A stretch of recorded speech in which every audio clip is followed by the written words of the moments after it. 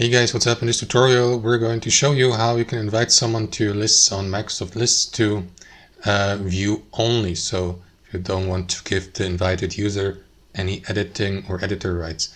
So let us get started. So head over to Microsoft Lists. Let me do that. And then click into My Lists here. Next, select the given list. I will go with this one here. Then what you want to do is click into share at the top. And then guys, if you for instance invite someone through an invitational link to that list by clicking into copy link here or through the email invitation, you will be asked by Microsoft List to set an accessibility status for the invited user.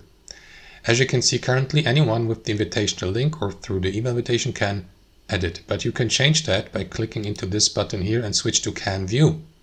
As you can see, then invited users won't be able to share items or to edit items within the given list.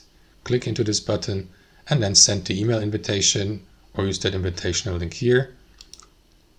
There you have it, to invite someone to view only your list, not to edit it, and including all items on the given list. And that's it.